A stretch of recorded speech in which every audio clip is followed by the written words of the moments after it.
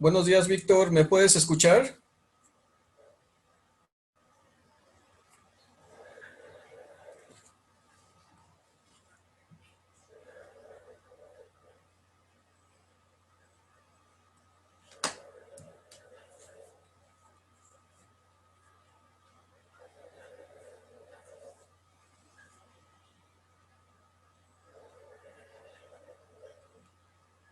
Víctor, buenos días. ¿Puedes escucharme?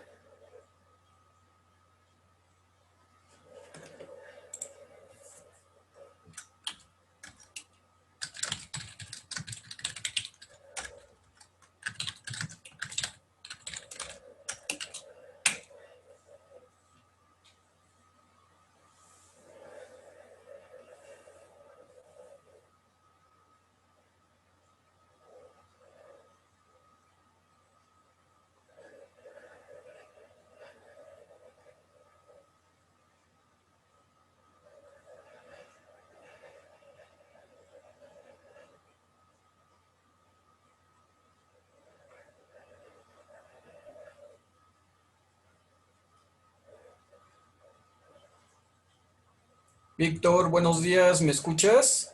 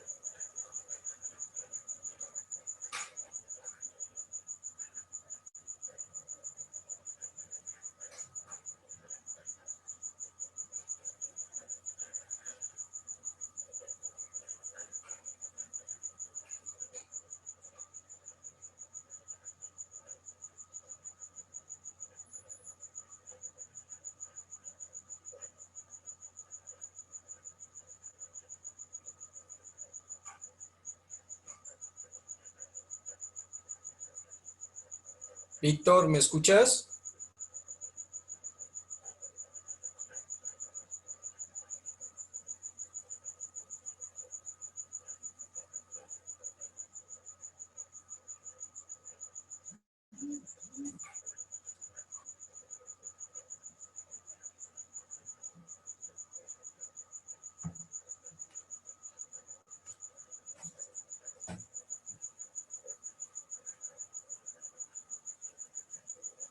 David, buenos días. ¿Me puedes escuchar?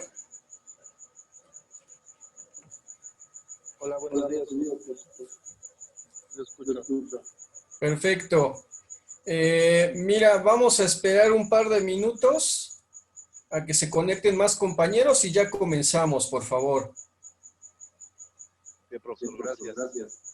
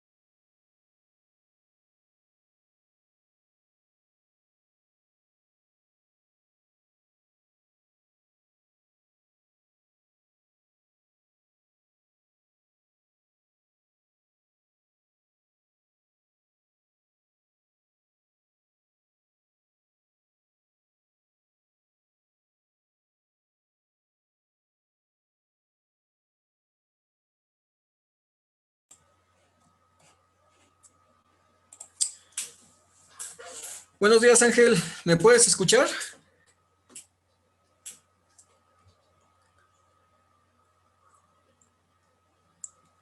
Perfecto. Bueno. David, me sigues escuchando, ¿verdad?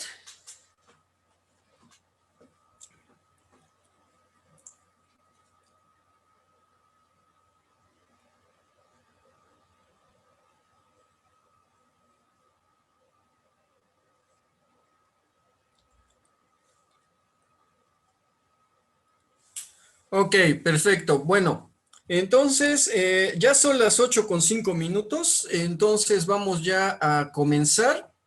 Nada más confírmenme a través del chat si pueden ver sin problemas mi presentación.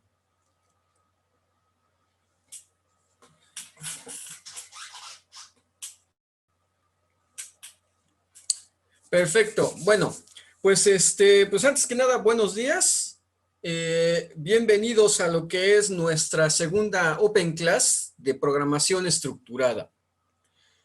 Esta Open Class va a resultar interesante porque resulta que es, en términos de nuestro curso, ¿sí? Resulta que va a ser el primer acercamiento que vamos a tener ya con lo que es un ambiente de programación, un compilador y un lenguaje de programación, ¿sí? Entonces, bueno, de allí viene esta cuestión, ¿no? De que se titule Elementos básicos de programación. Vamos a empezar a introducir, ¿sí? Algunos aspectos que tienen que ver ya específicamente con la comunicación que vamos a tener con la computadora, ¿sí? Y esa comunicación se va a dar a través de un lenguaje de alto nivel, que en nuestro caso es el lenguaje oficial de este curso, es C Sharp. Entonces, bueno, pues vamos a comenzar, ¿sí? Quiero primero hacer rápido un repaso, ¿no? De qué fue de lo que platicamos en la Open Class de la semana pasada, ¿sí? Básicamente, lo que se trata allí, a grosso modo, fue la cuestión que tiene que ver con los pseudocódigos y los diagramas de flujo como herramientas para la representación, para la expresión de soluciones algorítmicas, ¿sí? Básicamente el fundamento sobre el cual se sustentan estas dos representaciones tiene que ver con que nosotros como desarrolladores, como ingenieros de software, debemos tener bien claro, antes de irnos al lenguaje de programación, ¿sí? Debemos tener bien en claro cuáles son las entradas que vamos a recibir, ¿sí? Cuáles son las salidas que vamos a proporcionar y cuál es la solución, ¿sí? Que vamos a generar, cuál es la solución que vamos a proponer. Debe ser una solución algorítmica, un conjunto de pasos computacionales, ¿sí? Que a ese nivel de pseudocódigo y diagrama de flujo, ¿sí? Vamos, es todavía informal en el sentido de que, vamos, esas representaciones no se van a llevar a la computadora, ¿sí? Son más bien representaciones, son especificaciones, justamente para que nosotros entendamos, visualicemos la solución que propongamos, ¿sí? Chequemos que esa solución es correcta y entonces la comuniquemos, la compartamos, porque finalmente ya en los ambientes, en el mundo real, vamos, en los equipos de desarrollo, finalmente nosotros como ingenieros de software vamos a compartir esas soluciones algorítmicas expresadas en términos de pseudocódigo o diagrama de flujo, ¿sí?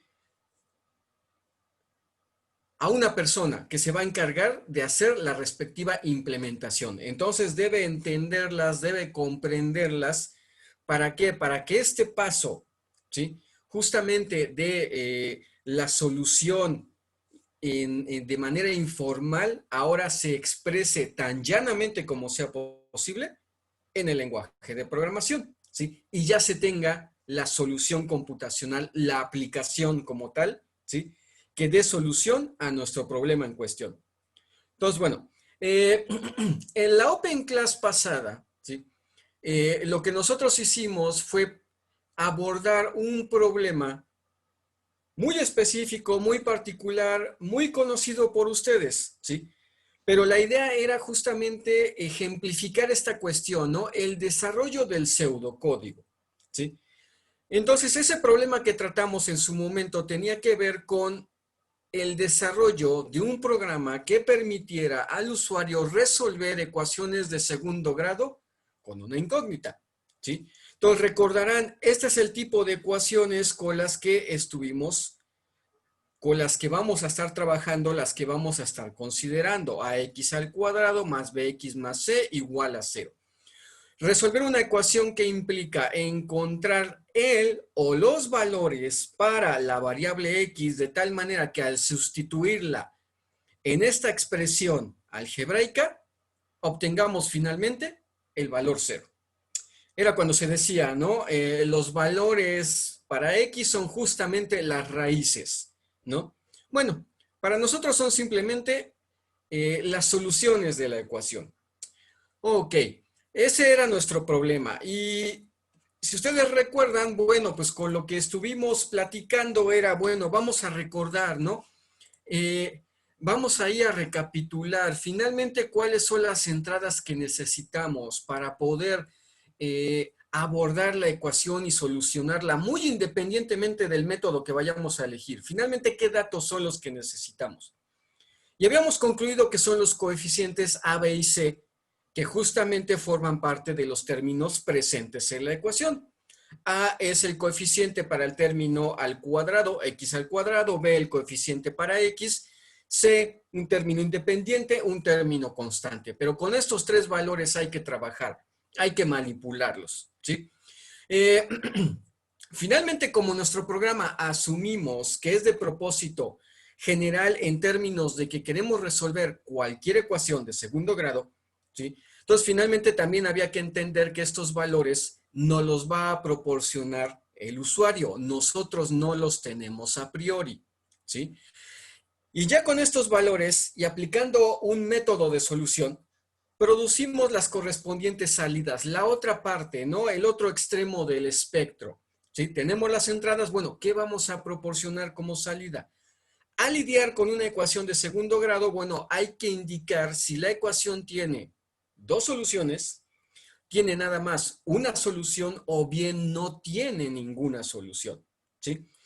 Entonces, bueno, ya dependiendo de la instancia que se presente, es la salida correspondiente que hay que dar. Entiéndase la salida, ¿sí?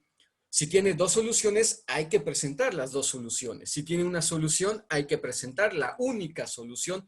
Y si no tiene ninguna solución, finalmente decir, avisarle al usuario, ¿no? Tu ecuación no tiene soluciones. Bueno, entonces ya tenemos identificadas las entradas, ya tenemos identificadas las salidas. Eh, y ahora sí, el proceso, ¿no? ¿Cómo vamos a transformar esas entradas en las correspondientes salidas? Aquí yo les decía, ya en el ámbito real, ya en el ámbito, vamos, profesional, laboral, ¿sí?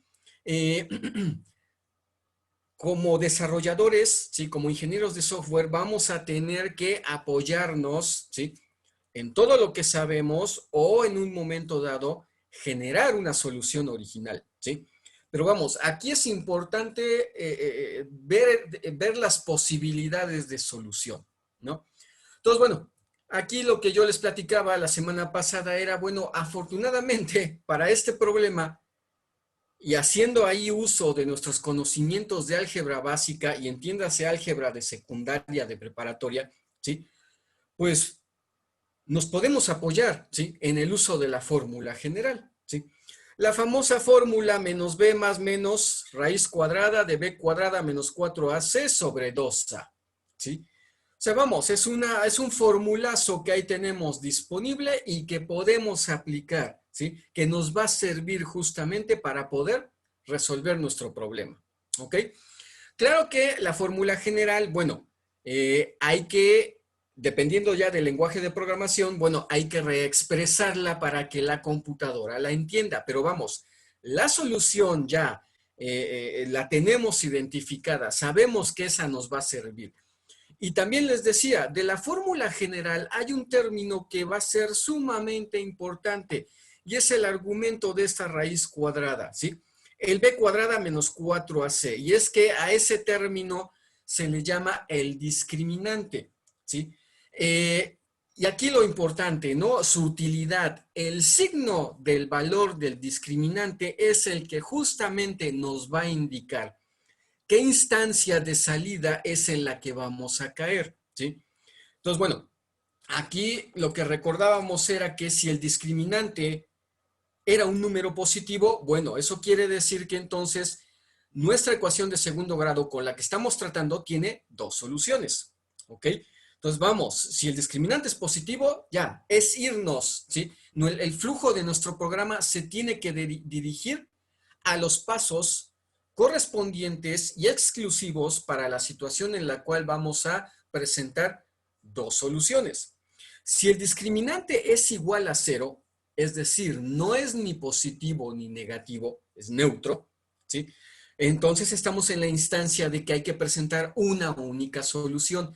Y si el discriminante es un número negativo, eso quiere decir que al tratar de evaluarlo en esta raíz y bajo el contexto de los números reales, no va a ser posible, ¿sí? Aquí dijimos, vamos a considerar la cuestión de que vamos a manejar únicamente soluciones de tipo real, ¿sí? Si nos vamos a los números complejos, por supuesto que entonces podemos dar las correspondientes soluciones complejas, ¿sí? Nada más que entonces tendríamos que implementar aspectos, ¿sí?, que tienen que ver con manipulación de números complejos, lo cual ahorita no nos queremos meter en ello, ¿sí? Entonces simplemente decimos, mira, si el discriminante da un número negativo, nosotros simplemente le avisamos a nuestro usuario, tu ecuación no tiene soluciones o no tiene soluciones reales, de manera todavía más específica. Entonces, bueno, esto es lo que platicábamos la semana pasada, ¿no? Este problema, tenemos ya las entradas, tenemos las salidas y tenemos la manera en la cual vamos a abordar, ¿sí?, el proceso de transformación de esas entradas en las correspondientes salidas. Bueno, y de lo último que platicamos la semana pasada fue pues la correspondiente especificación de nuestro pseudocódigo, ¿no? El diseño ya del algoritmo en sí, el diseño de la solución algorítmica, ¿no?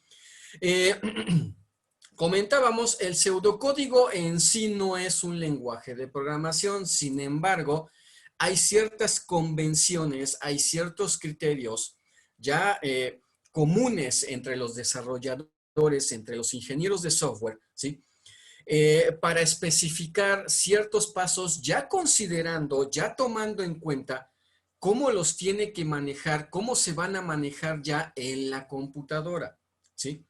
Entonces, bueno, de allí venían cuestiones que yo les comentaba, ¿no? Siempre hay que especificar un inicio y un fin de nuestro pseudocódigo. Hay que usar por allí algunos delimitadores. Hay que asumir, ¿no?, que vamos a tener que comunicarnos con el usuario de alguna manera, ¿no? Y decíamos, pues que sea a través de mensajes, ¿no? Imprimir mensajes en la pantalla. De alguna manera vamos a tener que capturar los datos que el usuario introduzca, por ejemplo, desde el teclado, ¿sí? Entonces, vamos, se toman ahí ya ciertas convenciones que existen, ¿no? Y en ese sentido, siguiendo ese tenor, es como implementamos este pseudocódigo, ¿no? Presentamos este pseudocódigo. Así muy rápido, ¿sí? Eh, Bueno, indicamos el inicio del correspondiente pseudocódigo, aquí inicia nuestro programa, o bueno, aquí inicia nuestro algoritmo. Decíamos, mira, indicamos muy a grosso modo, ¿no? Hay que ¿escribir en dónde? En la pantalla, ¿sí? ¿Qué vamos a escribir? Bueno, pues una cadena de caracteres. Por ahí usábamos como delimitadores las comillas, ¿no? ¿Para qué? Nada más para indicar dónde empieza la cadena que voy a imprimir en la pantalla, dónde termina. Y aquí decía yo, bueno, escribir en la pantalla, dame el valor de A. O sea, le estoy mandando un mensaje al usuario. De alguna manera, eso ya dependerá de manera más específica del lenguaje de programación, pero de alguna manera ahorita asumimos y decimos, mira, ¿sabes qué? Lees, ¿sí?, un valor que el usuario te va a proporcionar y lo vas a guardar en una variable. Yo les decía, las variables son localidades de memoria que van a estar disponibles para que guardemos valores. Esos valores los vamos después a manipular, los vamos a utilizar, etcétera. Aquí es muy importante, ¿no? Si las variables, ¿sí? Prácticamente estaríamos muy limitados, si no es que no podríamos hacer nada, ¿ok? Entonces, bueno, aquí sí, las variables son fundamentales, son las que nos van a guardar, eso sí, de manera temporal los valores, porque como ustedes ya vieron, las variables pueden crear tantas como quieran, ¿sí? Pueden colocar tantas como quieran en la memoria, pero van a existir mientras el programa esté en ejecución, ¿sí? En el momento en que el programa termina su ejecución, todo eso se borra, ¿sí? Y cualquier dato que hubiésemos tenido guardado en una variable se va a eliminar, se va a perder cuando el programa se termine. También cualquier dato durante tiempo de ejecución que guarden en una variable puede cambiar su valor. Entonces, bueno, aquí usamos tres variables, la variable A, la variable B, la variable C, que es donde vamos a guardar justamente los valores de los coeficientes A, B y C. O sea, por eso les puse ese nombre, ¿sí? Ustedes ya vieron, pueden poner el nombre que consideren apropiado a sus variables. Recomendación, pues que sean nombres que vayan en función del contexto de la aplicación y que sean también informativos, ¿no? Para cuando ustedes vuelvan a revisar su código 2 días después, una semana después, un mes después, todavía entiendan qué es lo que están haciendo, ¿no? Entonces, bueno, aquí teníamos tres variables, pedimos los valores de A, B y C. Para cada solicitud se imprime un mensaje para el usuario, dame el valor de A, dame el valor de B, dame el valor de C. El usuario, asumimos, introduce a través de teclado esos valores, los leemos y los guardamos en las variables A, B y C. Luego aquí tenemos otra variable, ¿sí? Que se llama discriminante. Y es que, ¿qué vamos a guardar allí? Pues justamente el valor, el cálculo del discriminante, ¿en términos de quién? De esas variables A, B y C. Hace un rato mencionábamos, el discriminante es B cuadrada menos 4AC, ¿sí? 4AC es un producto, el producto del número 4 por A por C, ¿no? Entonces, bueno, también comentábamos, en los pseudocódigos, sin ningún problema se pueden especificar operaciones de tipo aritmético, ¿sí? Tal y como las nosotros manejamos en nuestra álgebra de los números reales. Ya en el lenguaje de programación van a cambiar ciertos símbolos. Por ejemplo, yo la semana pasada para la multiplicación, pues utilicé el signo de cruz, ¿sí? Pero clásico en computación es que se utiliza justamente el asterisco, ya en los lenguajes de programación. Bueno, son detalles que poco a poco se van a ir, hay que tomar en cuenta al momento de hacer la traducción, ¿no? O la conversión de una expresión aritmética planteada por nosotros a una expresión aritmética que necesitamos que la computadora entienda. Y de hecho, el uso de los paréntesis y todo esto va a ser fundamental a la hora de programarlo en nuestro lenguaje de programación. Bueno, entonces, pues aquí lo que tenemos es justamente, ¿no? Tenemos el discriminante, lo calculamos B por B, como una forma de calcular B cuadrada, menos 4 por A por C. Ya la computadora, ¿sí? Aquí nosotros asumimos que la computadora, en el caso de A, B y C, se va a encargar de extraer los correspondientes valores, va a hacer las correspondientes operaciones de multiplicación. Por ahí está involucrada una constante, la constante 4, ¿sí? O sea, el valor ahí ya está dado explícitamente y es fijo, ¿sí? La computadora pues lo va a tomar, va a efectuar la multiplicación que requiera, va a efectuar la diferencia que se requiera entre estos dos términos, se genera el valor final, ¿sí? Y luego, pues aquí, entender que el operador de igualdad en computación se debe entender como un operador de asignación. Es decir, el valor que acabamos de calcular en la expresión a la derecha, ¿sí? Del operador de igualdad, se va a guardar en dónde, se le va a asignar a quién, a la variable discriminante. Bueno, ya que tenemos el valor del discriminante guardado en la variable discriminante, ahora sí, viene lo que comentábamos previamente. En función del signo del discriminante es como vamos a tener el correspondiente flujo de nuestro programa y las soluciones que se van a presentar. Y para esto recurrimos a otra herramienta esencial, fundamental, de lo que es la programación estructurada, las llamadas estructuras de decisión, ¿sí? Las condiciones, vamos, ¿sí? En una estructura de decisión, lo que vamos a tener es una proposición, vamos a tener una condición que se va a evaluar, ¿sí? Eh, esa proposición o esa condición debe, finalmente, al evaluarse, debe dar un resultado de verdadero o falso, ¿sí? Si resulta que nos da un valor de verdadero, entonces vamos a ejecutar una serie de pasos que están especificados, ¿sí? Dentro de la estructura de decisión. Si la condición, en este caso, da falso, bueno, podemos tener también una serie de pasos especificados para esa situación o simplemente decimos, mira, dio falso, bríncate esta estructura y continúa con el flujo de programa. ¿Ok?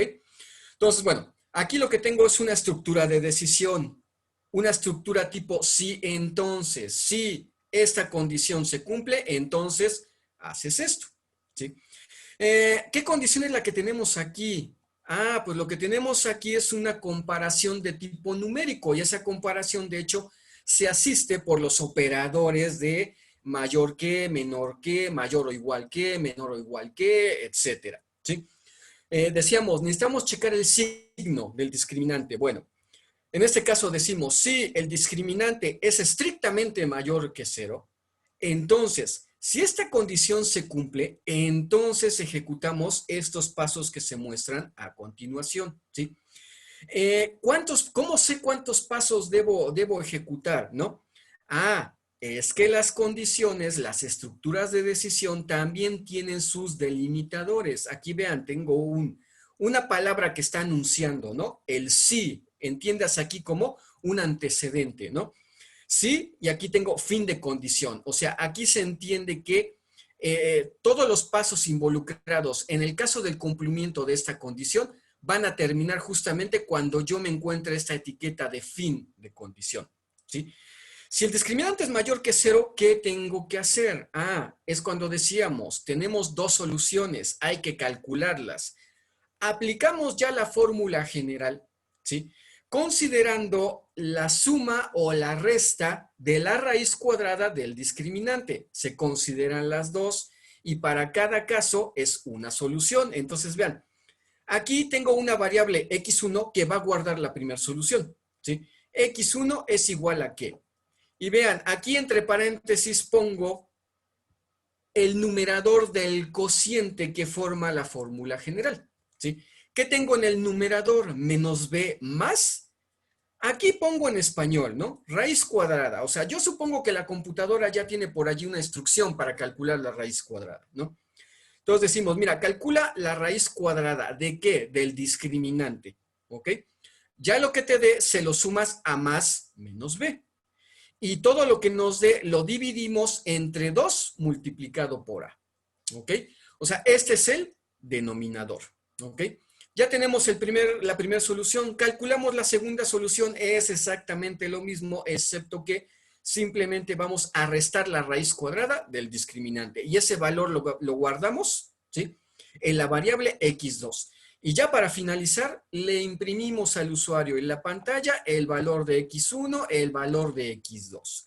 Vean que aquí ya me encuentro fin de condición, quiere decir que ya los pasos relacionados con el cumplimiento de esta condición ya se ejecutaron. Ahora, si el discriminante no es mayor que cero, esta condición no se va a cumplir. Entonces ahí se sobreentiende que simplemente ignoramos estos pasos. ¿Por qué? Se los comenté previamente, por convención, ¿sí? Esos pasos se van a ejecutar si y solo si esta condición es verdadera. Si fuese falsa, no las brincamos. ¿Qué nos encontramos? Otra estructura de decisión, donde vamos a evaluar otro caso, ¿sí? Si el discriminante es igual a cero, entonces, si esto se cumple, nada más tenemos una única solución. Y la fórmula general se simplifica porque el discriminante es cero. La raíz cuadrada de cero es cero. Y cualquier cosa que le sumemos o restemos cero va a dar lo mismo, ¿sí? Entonces, vean, aquí simplemente ponemos la versión simplificada de la fórmula general. Va a ser menos b entre 2 multiplicado por a. ¿Y eso dónde lo vamos a guardar? En la variable x1 e imprimimos en la pantalla la variable x1. Y ahí nos encontramos etiqueta de fin de condición, ¿sí? Es decir, ahí se termina el par de pasos relacionados con el caso cuando el discriminante sea 0. Y por último, ¿sí? Tenemos una última estructura que va a cachar la situación cuando el discriminante sea negativo. Si eso se cumple, entonces decimos, la ecuación no tiene soluciones reales. Eso imprimimos en la pantalla, fin de esa condición, ahí se termina justamente esa condición y de hecho, de inmediato nos encontramos la etiqueta de fin de programa. ¿Ok? Bueno, entonces esto fue lo que abordamos, lo que trabajamos en la semana pasada, ¿sí? El manejo de estas estructuras de decisión ya iremos viendo más adelante en el curso, ¿sí? De hecho, creo que es la próxima semana, si mal no recuerdo, cuando van a empezar a ver estructuras de decisión en C#, ¿sí? O sea, van a ver que hay varias alternativas para manejar estos tres casos, ¿no? Existe la estructura if, existe la estructura switch case, etcétera. O sea, vamos, hay varias maneras de expresarlo, ¿ok? Pero por ahorita, pues vamos a dejarlo de esta manera. Estamos manejando tres estructuras por separado. Bueno, ok. ¿Algún comentario, alguna duda en relación a esto que se abordó la semana pasada?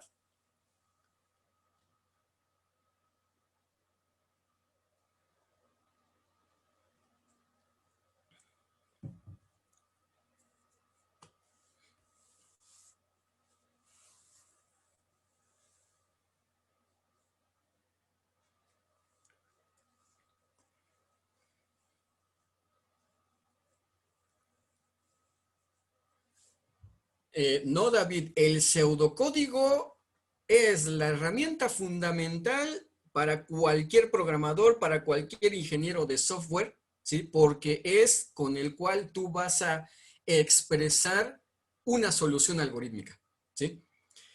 Ya que tienes esa expresión, esa solución algorítmica como nosotros aquí, ¿sí? Con este pseudocódigo, ya tú decides a qué lenguaje te lo llevas, ¿sí? O sea, ahorita lo que vamos a hacer justamente, y por eso hice el repaso, nos vamos a llevar esto a C#, ¿sí?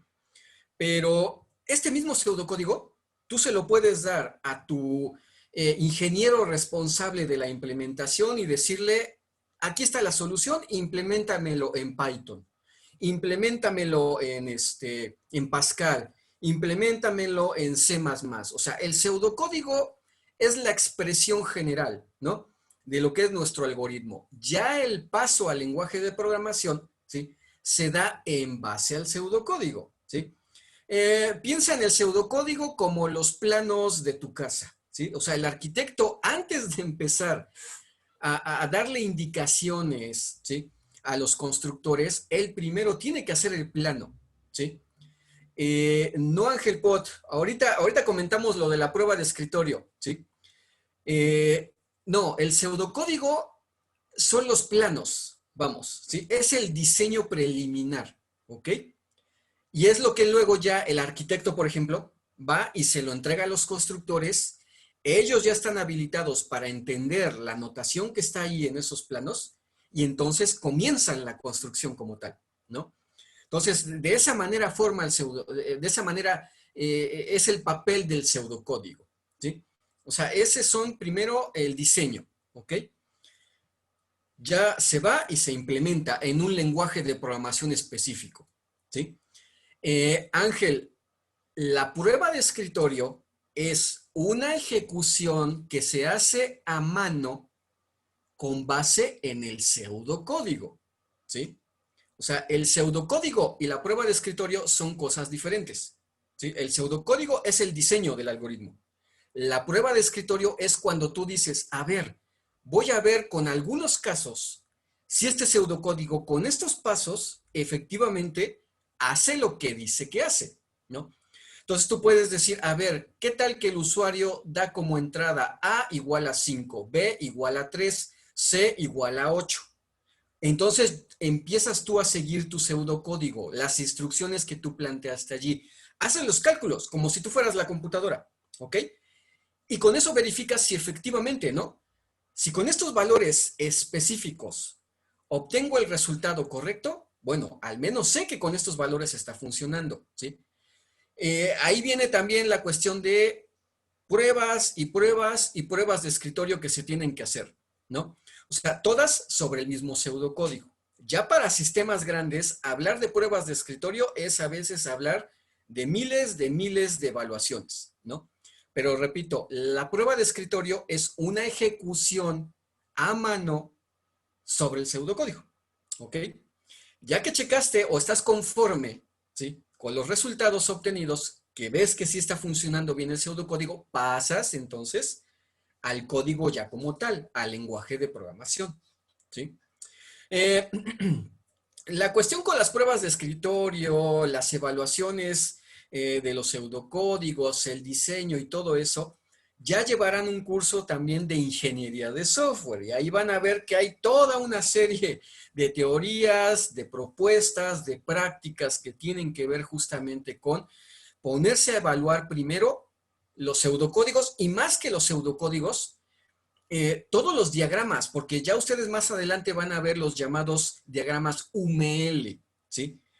Que son los que hoy en día prácticamente son la vanguardia, son la tendencia en lo que respecta a diseño de sistemas, ¿no?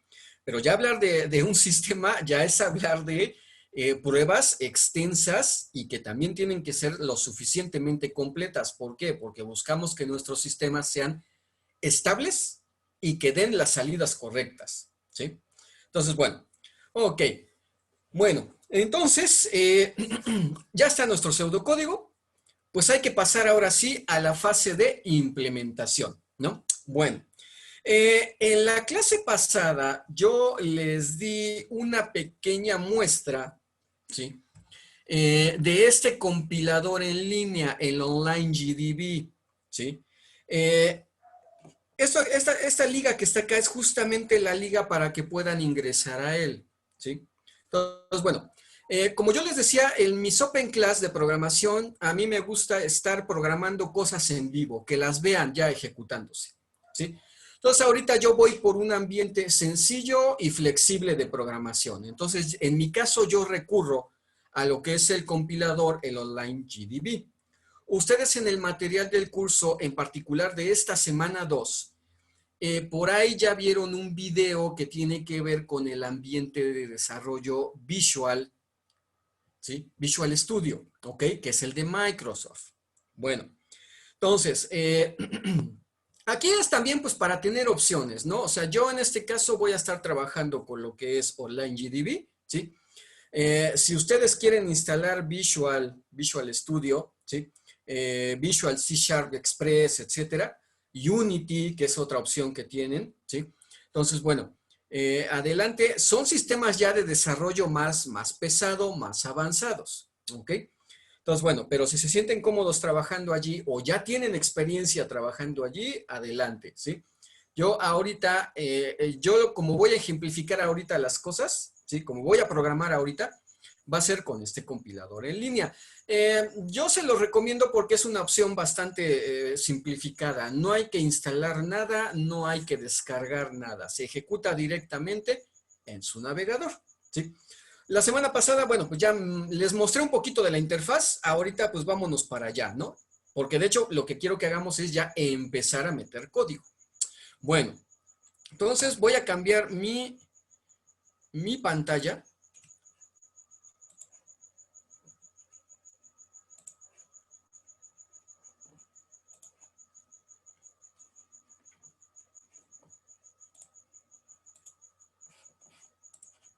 Y listo. ¿Pueden ver mi navegador?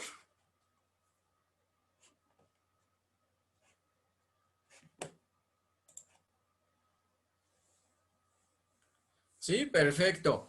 Bueno, sí, esto es lo que se van a encontrar cuando ingresen a la liga que les compartí hace unos minutos, ¿sí? Este es el Online GDB, ¿no? Son tres partes las que lo conforman. De hecho, una de esas partes la vamos a omitir, ¿sí? Es justamente esto que está aquí, este rectángulo en azul que está aquí, con varias ligas, varias opciones, etcétera. Son más que nada ligas que tienen que ver con los desarrolladores del compilador, ¿sí?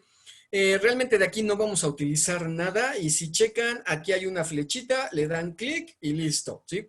Ya, se minimiza y de hecho ampliamos nuestra área de programación, que es la segunda área de las que les quería comentar, que es esto que está en gris oscuro, ¿ok? Cuando ustedes entran al compilador, lo que se van a encontrar es un código de muestra, ¿sí? Bueno, ahorita yo lo que voy a hacer es que lo voy a borrar, ¿sí? Y listo. ¿Por qué? Porque nosotros vamos a vaciar ahorita nuestro código, ¿sí? Todo el código que vayan a implementar, aquí es donde se vacía, ¿ok? El lenguaje, el compilador, perdón, el ambiente, tiene la ventaja de que, bueno, les va a estar diferenciando a través de colores lo que son palabras reservadas, variables, constantes, librerías, etcétera. También va a manejar indentaciones, justamente para saber dónde empieza, dónde termina una clase, una función, una estructura de decisión, una estructura de repetición, ¿sí? Entonces, vamos, en ese sentido, proporciona, ¿no?, auxiliares visuales para facilitar la lectura de los algoritmos, de los códigos, más bien, ¿sí? Bueno, la otra área con la que también vamos a estar trabajando es esta de aquí abajo, ¿sí? Que bueno, ahí de repente pues les va a estar poniendo unos anuncios, ¿sí? Pero bueno, que eso no los incomode. En esta área, realmente la interacción que vamos a tener va a ser cuando nuestro programa compile sin problemas, porque es en esta área donde se va a ver la ejecución como tal, ¿sí? Sí, ahorita así como está, no la vamos a utilizar. Más bien, se va a ver en acción cuando ejecutemos nuestro programa, ¿sí? De aquí, de la parte superior, hay unos botones. Realmente aquí el único que les debe interesar ahorita es este, el Run, ¿ok? Ya cuando tienen su programa, ya lo tienen implementado, pues simplemente le damos Run. En ese momento el compilador verifica que el código esté correcto en términos de sintaxis, ¿ok? Si no hay ningún problema, entonces se pasa a la ejecución. Si hubiese algún error, les va a mandar el mensaje correspondiente, ¿sí? Bueno, entonces, esto es en sí el compilador, ¿no? Bueno, pues hay que empezar a vaciar código, ¿no? Hay que empezar a hacer la implementación, ¿ok? Nosotros ya tenemos la idea, ¿no? Ya sabemos cómo está la situación con el problema particular, es decir, primera fase, hay que pedirle al usuario los valores de los coeficientes. Segunda fase, hay que calcular el discriminante. Tercera fase, y es la importante, en función del signo del discriminante, ¿sí? Son los resultados que vamos a presentar. O sea, son esas tres etapas las que tenemos claras. ¿Ok? Bueno, pero como les decía, ¿sí?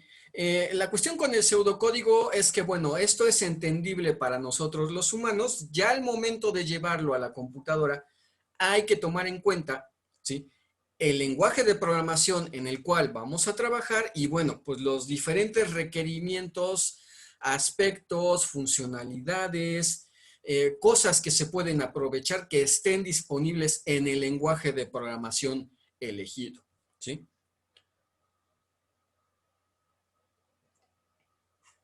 Bueno, entonces, pues lo primero que hay que hacer en cualquier programa en C Sharp, ¿sí?, es indicarle a C Sharp qué librerías de funciones vamos a utilizar.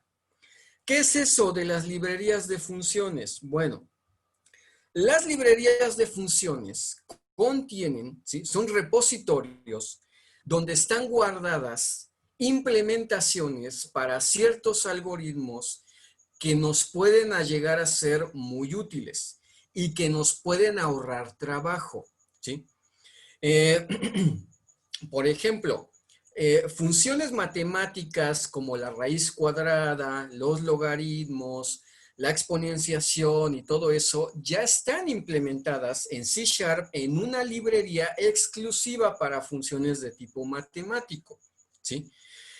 Más adelante, por ejemplo, ustedes van a requerir manejar archivos, abrir un archivo, cerrar un archivo, escribir en un archivo, modificar en un archivo. Vamos a ver más adelante que hay diferentes tipos de archivos. Bueno, la buena noticia es que ya hay una librería con funciones específicas para lo que es manipulación de archivos. ¿Ok?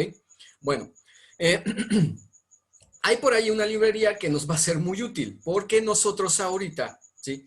Decíamos en el pseudocódigo, imprime en la pantalla esta cadena, pídele al usuario el número y el usuario que lo teclee y tú cachas el número. Bueno, eso a nivel de pseudocódigo, pero a nivel de lenguaje de programación, ¿sí? Hay que implementarlo, ¿no? Eh, ahorita lo que podríamos hacer es decir, vamos a programar una rutina, vamos a programar una función o un procedimiento justamente para capturar datos del teclado, ¿sí? O sea, estamos hablando de un proceso de comunicación con hardware, manejo de direcciones de memoria, del dispositivo, etcétera. Y vamos, ese ahorita no es el objetivo, ¿sí?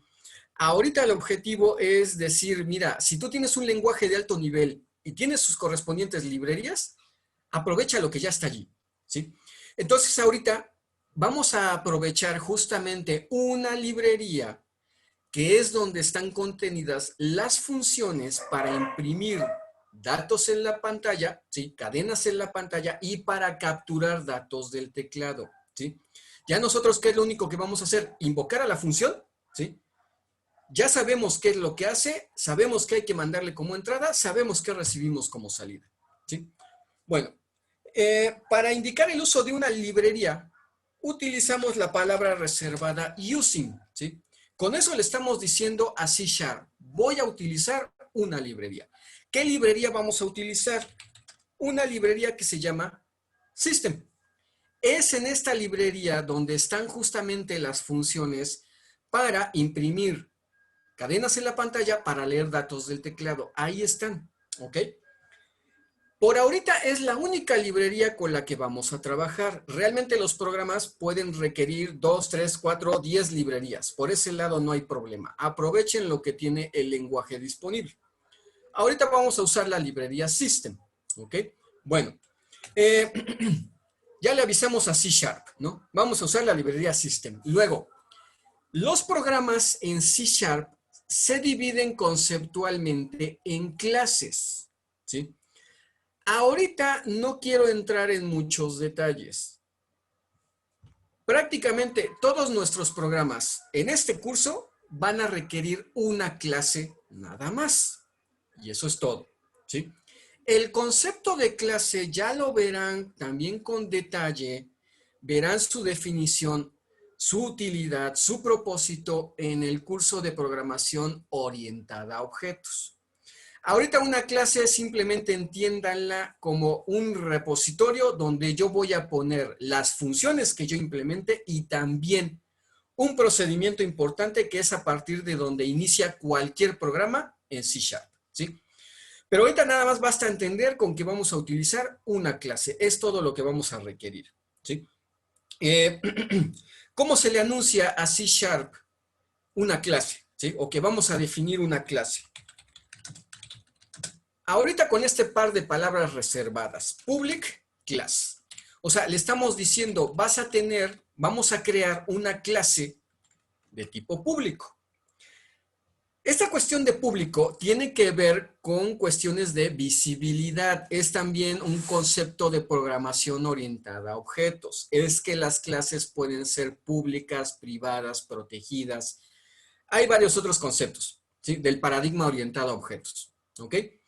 Muy a grosso modo, muy rápido, nada más basta entender que hay clases que necesitamos que sean privadas, es decir, que no llegue cualquier programa y se quiera meter con sus procedimientos o con sus atributos que estén allí implementados, ¿ok? Pues sí, porque hay cuestiones de visibilidad, hay cuestiones de protección, ¿ok? Por ahorita, no nos metamos en términos de programación orientada a objetos, basta simplemente con que utilicemos la visibilidad pública, ¿sí? O sea, aquí lo que tengo es una clase de tipo público. Bueno, toda clase, ¿sí? Debe tener un nombre, hay que bautizarla, ¿ok? Yo ahorita le voy a poner como nombre mi clase, ya, ¿sí? Ustedes pueden ponerle programa raíz cuadrada, programa ecuaciones de segundo grado, o el nombre que ustedes consideren apropiado. O sea, yo ahorita le estoy poniendo nada más mi clase, ¿no? Bueno, En C Sharp, ¿sí? Se utilizan y de manera intensiva los delimitadores. De hecho, C Sharp hereda muchas cosas de lenguajes como lo que es Java, C, C++, ¿no? Los cuales a su vez heredan cosas de otros lenguajes como el lenguaje A y el lenguaje B, que esos, bueno, ya son de la década de los 60. Pero bueno, se utilizan mucho los delimitadores, ¿sí?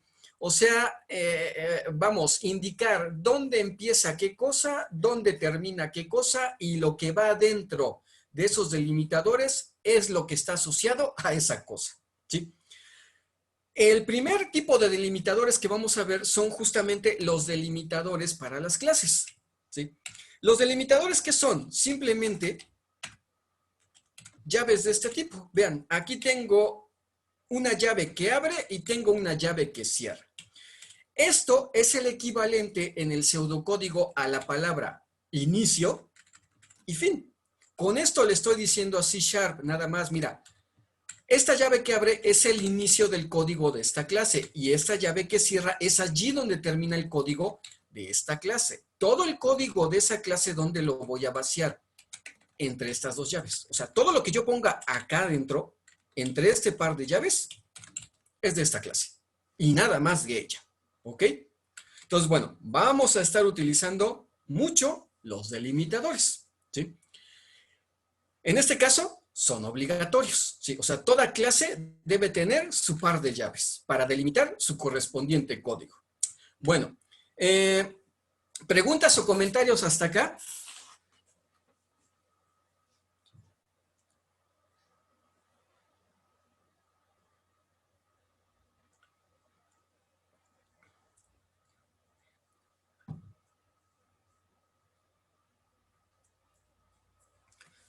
Ok, Ángel, David, Francisco, Leobardo, ¿alguna pregunta, algún comentario hasta este punto?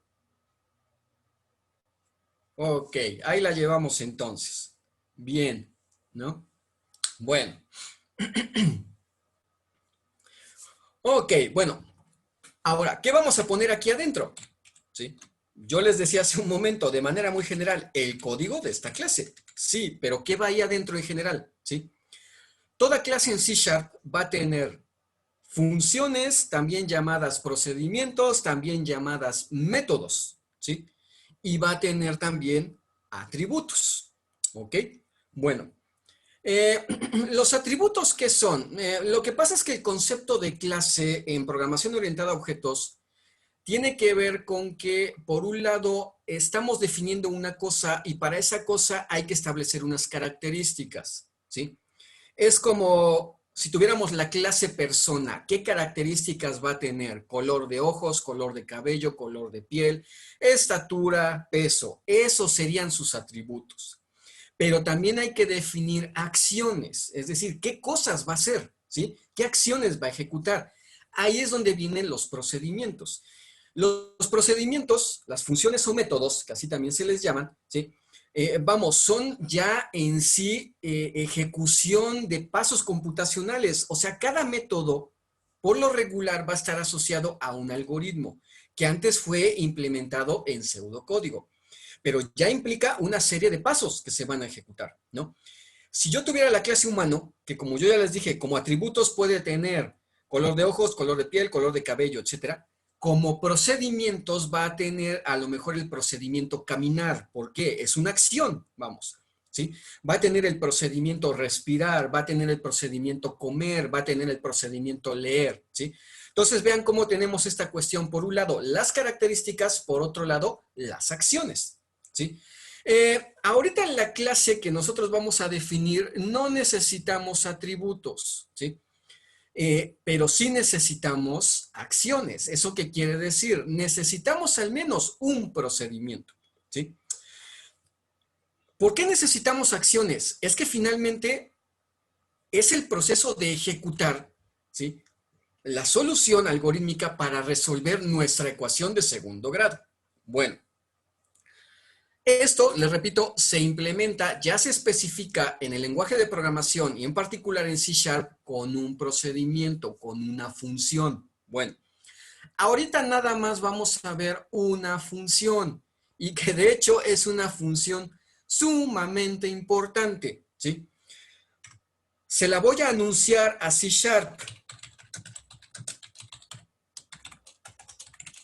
Es esto. Aquí le estoy avisando a C#, mira, vas a tener una función que se llama main, ¿sí? La palabra reservada void tiene que ver con que las funciones, como en matemáticas, ustedes mandan un valor y una función les regresa otro valor, ¿sí? O sea, mandan una entrada y la función les regresa una salida. Bueno, en C# y en los lenguajes de programación, las funciones también reciben entradas y producen salidas. Nada más que esto no es del todo obligatorio, ¿sí? Hay funciones que no van a recibir entradas, no necesitan entradas para trabajar, y hay otras que tampoco están obligadas a producir una salida. La función main, ahorita, así como la estoy especificando, es un ejemplo de eso. La palabra reservada void, lo único que le está diciendo a C# es: no vas a regresar ninguna salida. Esta función main no regresa nada como salida. ¿Ok? Vean que aquí tengo un par de paréntesis. Toda función, después de que le demos un nombre, que en este caso el nombre es main, así se llama la función, va a tener este par de paréntesis. En ese par de paréntesis vamos a especificar las entradas que se le van a mandar, si es que las requiere. ¿Ok? Aquí para la función main, para esta función main, tengo el par de paréntesis, pero lo tengo vacío. ¿Por qué? No necesito mandar ahorita nada como entrada. ¿Ok? Entonces vean, o sea, esta función main no recibe nada como entrada y no produce nada como salida. Ahora, está esta palabra reservada static. ¿Para qué es? Es otro término de programación orientada a objetos, pero muy a grosso modo, cuando se utiliza el operador static, lo que están indicando es que este procedimiento puede existir nada más una vez en la memoria, ¿ok? No pueden haber copias de él en la memoria, nada más una sola vez, por eso se le llama estático, ¿sí? Bueno, el procedimiento main es sumamente importante porque todo programa en C# debe tener su procedimiento main. O sea, ustedes pueden tener un programa con 100 clases y cada clase puede tener 100 funciones, 100 procedimientos, ¿sí? Pueden compilarlo y que no haya ningún problema, pero a la hora de ejecutarlo, C# lo que va a hacer es buscar al procedimiento main y a partir de allí va a empezar a ejecutar todo, ¿sí? Entonces, si C# no encuentra un procedimiento main, pues simplemente va a compilar sus clases, va a compilar su código y ya, no va a ejecutar nada, ¿sí? Por otro lado, si ustedes implementan dos procedimientos main en un mismo programa, el compilador les va a marcar error, justamente por el uso del operador estático. O sea, aquí lo que le estamos diciendo a C# y le estamos recalcando es que solamente hay un único procedimiento main. Es el punto de entrada de ejecución. Todo programa debe tener su procedimiento main. ¿Ok? Cuando compilen, les repito, si todo sale bien, el compilador lo primero que va a buscar es el procedimiento main y a partir de allí va a empezar a ejecutar todo. Entonces, bueno, de hecho ahorita es el único procedimiento que vamos a implementar, ¿sí? Bueno, yo hace unos minutos les decía, toda clase requiere de sus delimitadores. Bueno, pues todo procedimiento también requiere sus delimitadores y son también un par de llaves, ¿ok? O sea, esta llave está indicando dónde empieza el procedimiento main y esta llave indica dónde termina el procedimiento main. A su vez, el procedimiento main forma parte de esta clase porque está entre esta llave que abre, que es de esta clase, y esta llave que cierra, que es de esta clase, ¿sí? Entonces, vean, aquí ya se empieza a ejemplificar esto que les comentaba, ¿no?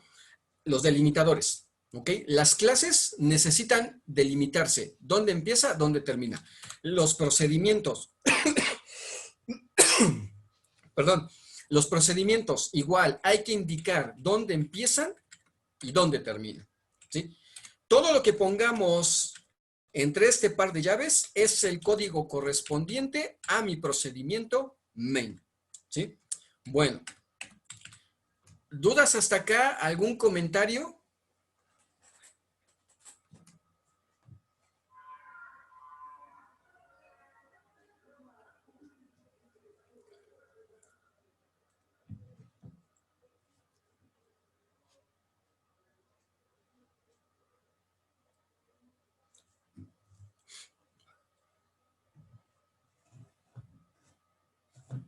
Muy bien, bueno. Noten que hasta ahorita todo lo que hemos hecho no tiene que ver con nuestro pseudocódigo, ¿sí? Ah, perdón, Ángel. A ver, Ángel, ¿cuál es la duda?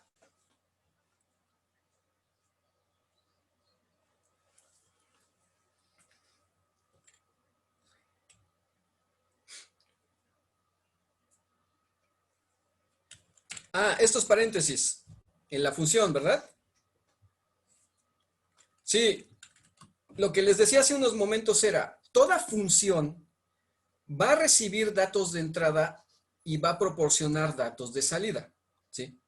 En particular, toda función que se implemente en C#, después de su nombre de la función, viene en este par de paréntesis. Aquí adentro, ¿sí?, es donde vamos a poner todos aquellos valores que por alguna razón necesitamos pasarle a la función, ¿sí? De hecho, aquí podría venir una lista de variables o estructuras de datos, arreglos, etcétera, ¿sí?, que la función necesita para trabajar, ¿ok? En nuestro caso, ahorita, como vamos a implementar el procedimiento para la solución del sistema de ecuaciones, ahorita no vamos a usar este par de paréntesis y lo dejamos vacío. Con eso indicándole a C# que no le vamos a pasar nada como entrada, ¿ok? O sea, no se necesita que la función trabaje con alguna variable, con alguna estructura de datos, etcétera. Ya más adelante lo veremos, ¿sí? Que aquí esto es fundamental en el proceso de programación estructurada, ¿ok? Pero por ahorita no lo vamos a usar, por eso lo dejo vacío. No lo puedo omitir porque al compilar va a haber un error de sintaxis. Porque les decía, toda función necesita esos paréntesis, ¿ok? Ese es un requerimiento del lenguaje, ¿sí? Ok, entonces ya quedó claro Ángel. Bueno, lo que les quería comentar ahorita era que vean cómo es que todo esto que hemos hecho hasta ahorita, pues en realidad no tiene que ver con el pseudocódigo que nosotros hicimos.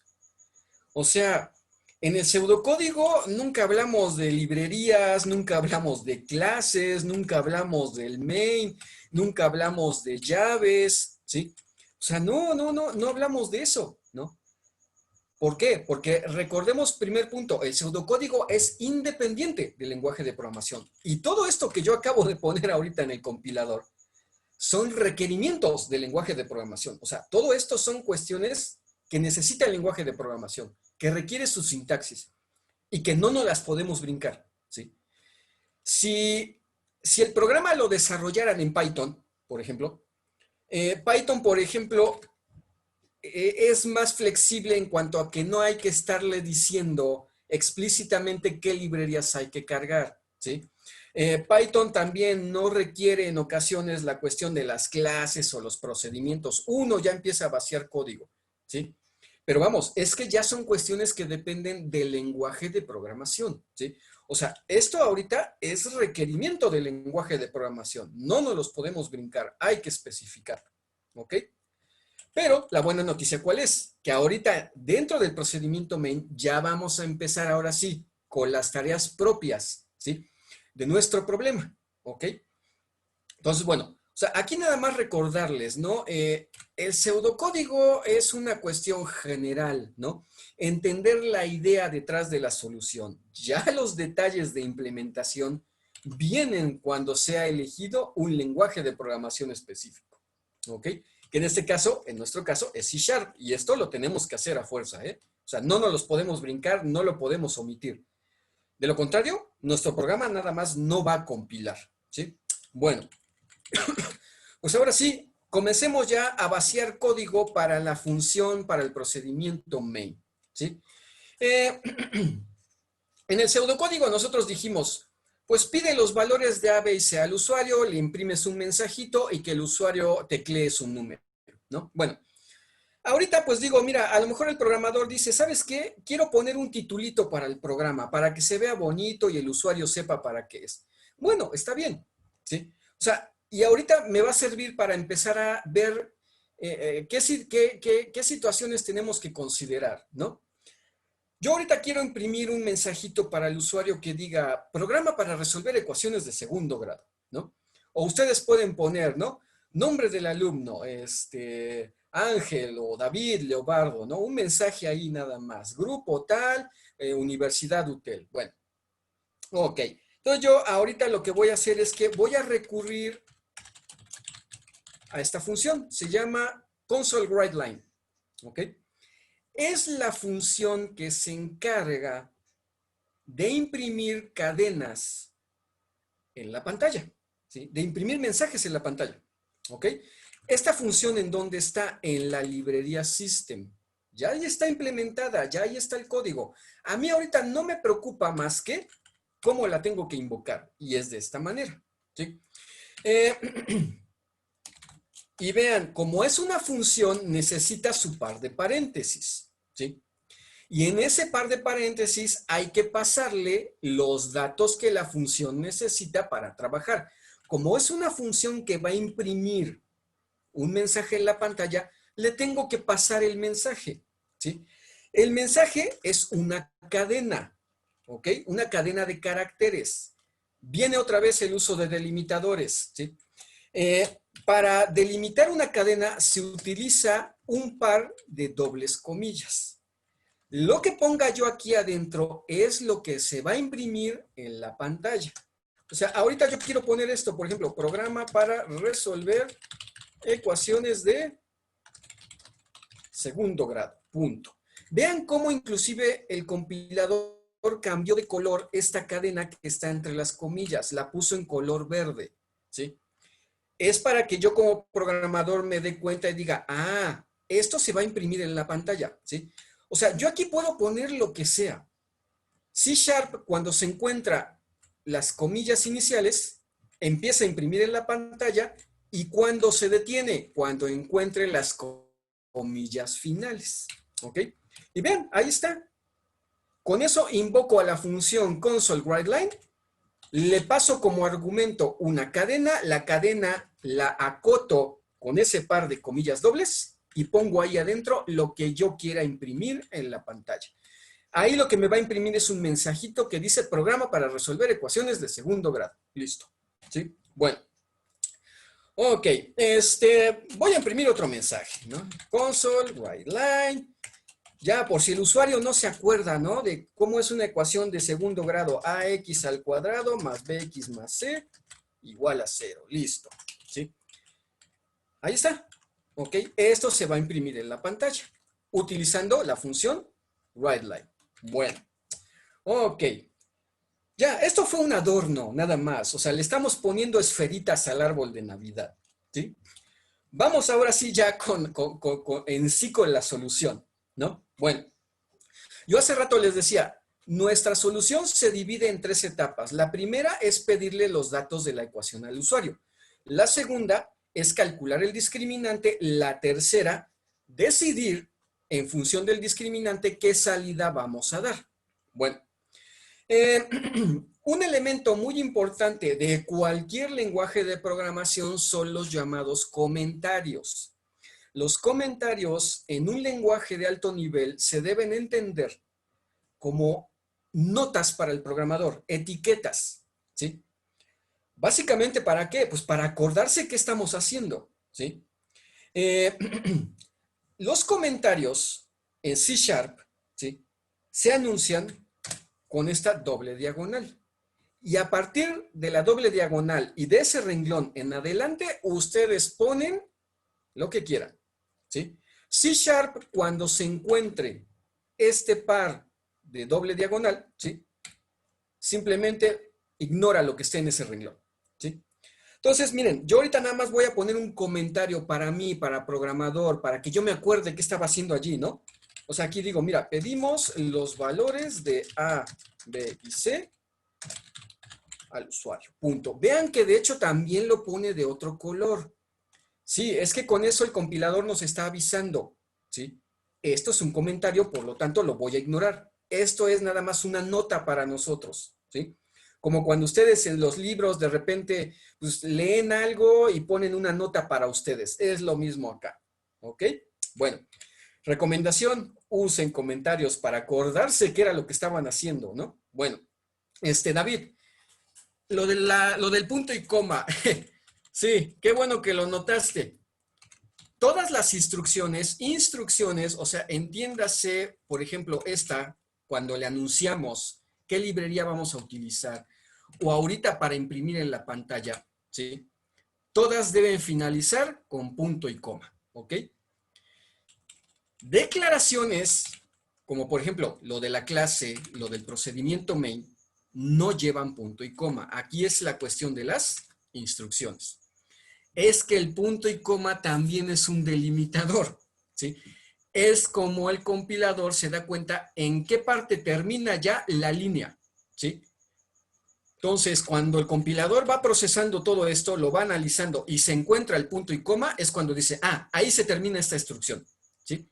Ya viene ahí un proceso de carga en la memoria, una evaluación, etcétera. Ya llevarán un curso de lenguajes y compiladores, ¿sí? Y van a ver por qué son importantes estos, ¿ok? Eh, lenguajes como C, C++, Java, C Sharp, ¿sí? Necesitan el punto y coma, ¿ok? Otros lenguajes como Python, por ejemplo, lo omiten, ¿sí? Pero les repito, requerimiento del lenguaje de programación, ¿sí? Entonces, bueno. Ok, bueno, ya tenemos ahí dos instrucciones, ¿no? Imprimir, pues, dos cadenas en la pantalla. Ya puse un comentario. Pedimos los valores de A, B y C al usuario. Bueno, eh, voy a poner la impresión de una cadena, ¿sí? Pongo mi par de comillas dobles y le digo al usuario, ¿no? Voy a imprimir un mensaje para el usuario. Introduce el valor del coeficiente A, dos puntos, espacio, punto y coma. Listo, ¿sí? Este nada más es un aviso, un mensaje. Todavía no hemos cachado el valor del usuario, ¿sí? Ahora, noten que utilicé write cuando hace rato yo les dije vamos a usar writeLine. ¿Cuál es la diferencia? WriteLine lo que hace es que imprime una cadena y cuando se termina de imprimir, C# lo que hace es que el cursor lo manda al inicio de la siguiente línea. Hace un retorno de carro, como en las máquinas de escribir, o como cuando ustedes están en Word, ponen punto final y dan Enter para pasarse al principio de la siguiente línea. Eso es lo que hace WriteLine. En cambio, Write imprime la línea, pero se queda en ese renglón, no hace el cambio, ¿ok? No hace el retorno de carro. Pues es que lo que quiero es que se imprima este mensaje y el cursor se quede ahí esperando en esa misma línea a que el usuario introduzca sus datos. Bueno, ok. Ahorita nada más le imprimimos un mensaje al usuario, eso es todo. Necesitamos ahora la función que se va a encargar de capturar los datos que introduzca el usuario desde el teclado. Y para eso vamos a usar la función readLine. La función readLine no necesita argumento de entrada, por eso tiene los paréntesis vacíos, ¿ok? Es que el papel de esta función, ¿cuál es? En el momento en que se invoca, ¿sí? Todo lo que el usuario introduzca desde el teclado, lo va a ir guardando, ¿ok? Y cuando el usuario presione Enter, esta función deja de funcionar y nos va a regresar justamente lo que el usuario haya guardado. No los va a regresar en forma de cadena. Esa cadena va a estar en la memoria. C# nos dice, ahí está lo que el usuario introdujo. Ahora es responsabilidad nuestra tomar esa cadena y guardarla en una variable. Si yo dejo así la línea, efectivamente se va a cachar lo que el usuario introduzca, pero cuando Pasemos a la siguiente línea, esa información se va a perder. La necesito guardar temporalmente. ¿Y en dónde la voy a guardar? En una variable, ¿sí? Yo ahorita les decía, readline lo que regresa son cadenas. Es que readline no asume nada respecto a qué caracteres van a conformar la cadena que se está introduciendo. Pueden ser números, pueden ser letras, pueden ser espacios, pueden ser signos de puntuación, etcétera, ¿sí? Entonces, bueno, ahorita lo que yo voy a hacer es declarar una variable, ¿sí? Una variable de tipo string. De esta manera le estoy diciendo a C#. Esta variable va a guardar cadenas, ¿sí? String en inglés es cadena, justamente, ¿sí? Donde se debe entender, y recalco, que pueden guardar números, letras, signos de puntuación, etcétera, ¿sí? Bueno, pero cuando ustedes declaran una variable, también tienen que darle un nombre a esa variable, como lo hicimos nosotros en el pseudocódigo. Teníamos la variable A, la variable B, la variable C, ¿no? Hay que darle nombre. Aquí va a ser lo mismo. Yo estoy declarando ahorita una cadena string, ¿sí? Que le voy a llamar cadena teclado, porque su papel va a ser nada más el de cachar los caracteres que el usuario haya introducido desde el teclado, ¿sí? Esto, recalco, no es un número todavía, aunque el mensaje aquí dice, dame el valor del coeficiente A, esto todavía no es un número, es apenas una cadena, ¿sí? ¿Qué valor le voy a asignar? Uso el operador de igualdad y entonces ahora sí, ya pongo console, readline. O sea, en toda esta línea, ¿qué es lo que estoy diciendo? Cacha desde el teclado lo que el usuario introduzca y termina de cachar cuando el usuario pulse Enter. Lo que el usuario haya introducido se lo asignas a esta variable, a la variable de tipo string, cadena teclado. Ahí ya lo cachamos, ya lo capturamos y ahí lo tenemos guardado temporalmente, ¿sí? Listo. Pero volvemos otra vez al punto que les decía yo hace un momento. Esto no es un número, es una cadena y yo necesito manipular estos números como números, ¿sí? O sea, si yo a una cadena le intento sacar la raíz cuadrada, C# me va a marcar un error, me va a decir, oye, es que esto es una cadena, no es un número, ¿sí? Ah, responsabilidad de nosotros los programadores, consideración respecto al lenguaje de programación. Las cadenas que capturemos, ¿sí? Desde el teclado hay que convertirlas a número si es que las vamos a usar como número, ¿sí? Bueno, David, sí, influye un montón el uso de mayúsculas y minúsculas. C# es un lenguaje tipado, así se le llama. ¿Por qué tipado? ¿No? Porque él distingue entre letras mayúsculas y entre letras minúsculas, ¿ok? Entonces, si tú declaras una variable A, B y C, así como la escribí ahorita en el chat, con minúsculas, y de repente, más adelante, tú haces referencia a ella de esta manera, ¿sí? Como ABC con puras mayúsculas, C# las va a ver como diferentes. O sea, él va a asumir que hay una variable A, B y C minúsculas y hay otra variable A, B y C mayúsculas. Y si empezamos con combinaciones así de este estilo, las va a diferenciar. O sea, para C# no es lo mismo una mayúscula que una minúscula, ¿sí? Para él son diferentes, ¿ok? Bueno. Ahora, de lo que dices, ¿no? Del nombre que le di a la variable cadena teclado, ¿sí? Pueden ser los nombres con mayúsculas y minúsculas. Por ese lado no hay ningún problema. Hay una convención, es una convención nada más, que los nombres de las variables deben empezar con minúsculas. Y ya después tú puedes poner mayúsculas, ¿ok? Pero que deben empezar con minúsculas. Por eso le puse cadena con minúscula, pero es una convención. Ahora, luego pongo teclado, la T con mayúscula. ¿Por qué? Otra convención.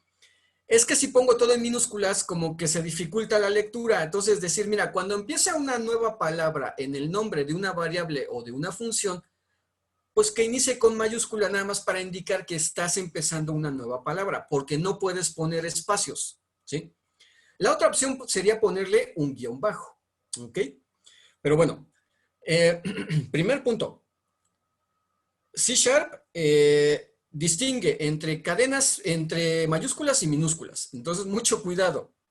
¿Sí? A veces nos marca errores justamente porque algo lo pusimos con mayúsculas y de repente lo estamos referenciando con minúsculas o viceversa. Y marca error por eso. Segundo, las convenciones. O sea, se dice que los nombres de las variables y de las funciones deberían empezar con minúscula. Es una convención, eso sí, no es cuestión de sintaxis, es una convención, ¿sí? Y se dice que los nombres de las clases deben empezar con mayúsculas. Por eso string ahorita está con S mayúscula, ¿ok? Por eso system y mi clase también empiezan con mayúsculas. Son convenciones, no es obligatorio. Eso sí, si la gente que implementó C# a la clase string la puso con mayúscula, vamos a tener que referenciarla siempre con mayúscula. Entonces, ahí viene una cuestión también de que hay que ser muy precisos y muy respetuosos de las mayúsculas y de las minúsculas en C#. ¿Ok? ¿Sí te queda claro, David?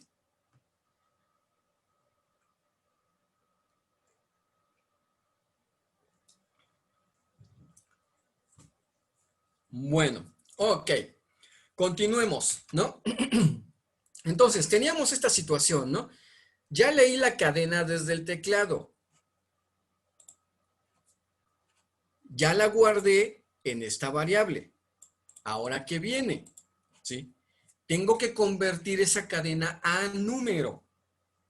Para eso tenemos una función que está en la librería System, ¿sí? Bueno, ¿cómo se llama esa función? Se llama parse, ¿sí? Parse en inglés significa convertir, traducir, ¿no? Bueno, la función parse, ¿qué va a recibir como entrada? ¿Sí? Justamente la cadena que yo quiero convertir a número. ¿Dónde está guardada ahorita esa cadena? Justamente en la variable cadena teclado. ¿Sí? Bueno, nada más que necesitamos otro ingrediente adicional. La función parse es para convertir cadena a número, pero ustedes ya vieron en el material de la semana que hay diferentes tipos de datos numéricos en C#.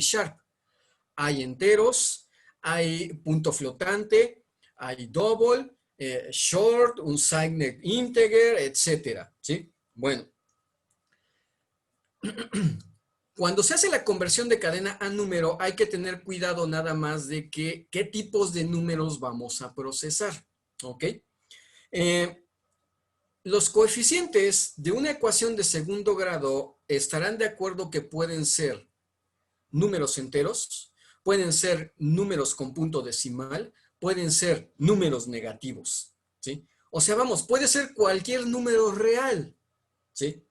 Entonces, el tipo de dato numérico que maneja justamente la representación de número real en C# se llama double, es el tipo double, ¿ok? Entonces, vean, ahorita puse double.parse y luego la cadena que quiero convertir a número. ¿Qué es lo que estoy haciendo acá? ¿Qué es lo que le estoy diciendo a C#? Mira, tomas la cadena, ¿sí? Le efectúas el proceso de conversión de cadena a número y el tipo de número en particular que a mí me interesa es de tipo double. Ya que falta nada más, yo tengo que cachar ese número y guardarlo en una variable. Si yo dejo la línea así, el número se va a generar, pero se va a perder, ¿sí? Necesito guardarlo. Declaro una variable de tipo double que se va a llamar A, ¿sí? La variable de tipo double A, ¿qué le voy a guardar? Lo que me genere la función parse al convertir la cadena guardada en la variable cadena teclado y como tipo numérico, double. Ahí está. Listo. ¿Sí? O sea, vean, en dos líneas, en estas dos líneas, últimas dos líneas que acabamos de escribir, hicimos lo que pusimos en el pseudocódigo en una línea. ¿Ustedes se acuerdan que ahí pusimos nada más leer? Ah, listo. Sí, pero es que repito, el pseudocódigo es para dar la idea nada más de qué es lo que hay que hacer. Ya dependiendo del lenguaje de programación, repito, ¿sí? es ya lo que se tenga que implementar. O sea, aquí en 2 líneas y utilizando una nueva variable, hicimos la captura del coeficiente A, ¿sí? Hay otros lenguajes que lo van a hacer en una línea también. Si se van a ensamblador, lo van a tener que hacer como en 10 líneas, ¿sí? Pero ya depende del lenguaje de programación, ¿ok? Bueno, pero vean, ahorita ya tenemos al menos el mensajito para el usuario, dame el coeficiente A. Capturamos la cadena desde el teclado y luego la cadena la convertimos a un número y la guardamos en la variable A. Ahí ya está guardado nuestro número. Listo. ¿Sí? Bueno, ¿dudas o comentarios hasta acá?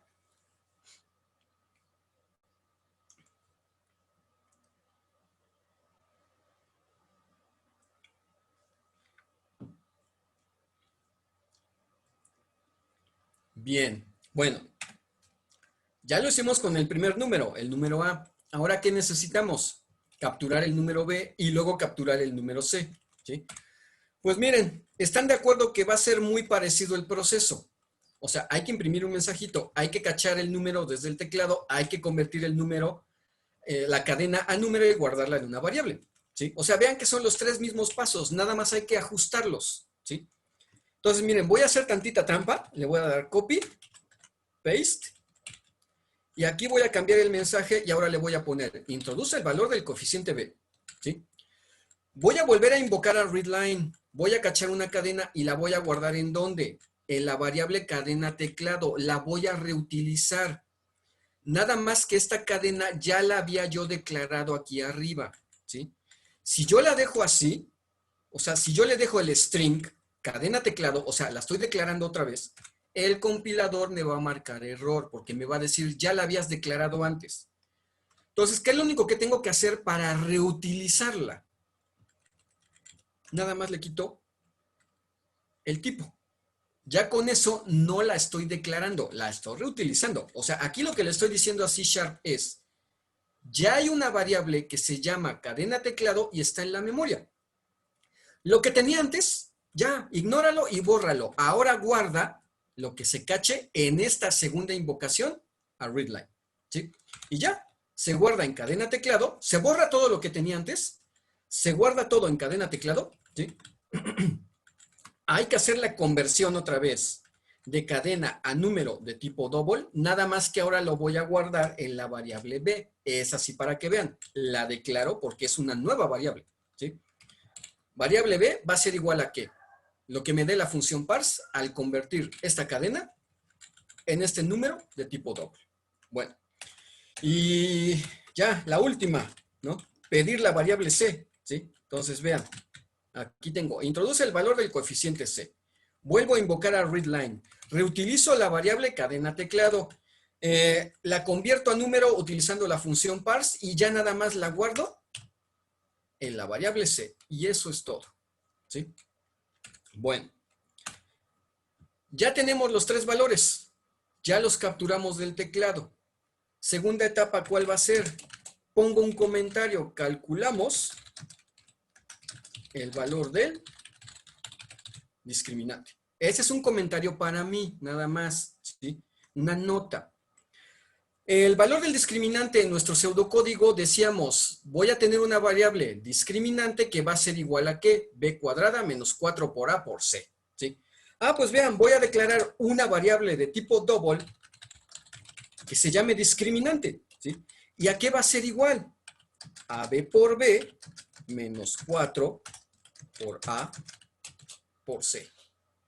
O sea, vean que el B cuadrada, como lo implementé, B multiplicado por B. En el caso de C# y en muchos lenguajes de programación, la multiplicación se indica con asterisco.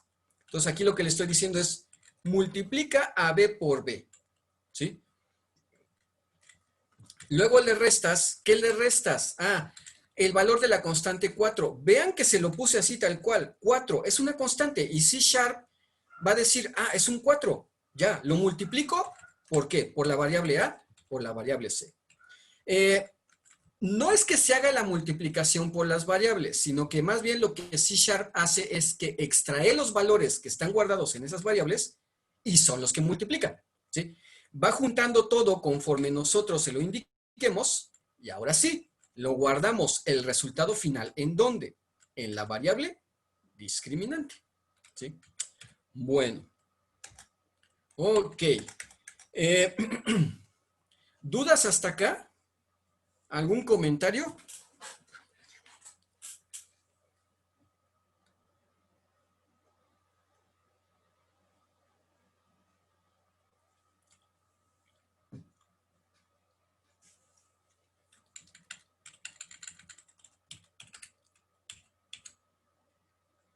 Bueno, hasta aquí voy a dejar ahorita el código. ¿Sí? Sí, para allá vamos, David. Espérame, para allá vamos. ¿Sí? Sí, hasta aquí voy a dejar el código. Porque, ¿qué sigue? Utilizar estructuras de decisión para ver el determinante, qué signo tiene y a qué caso vamos a irnos.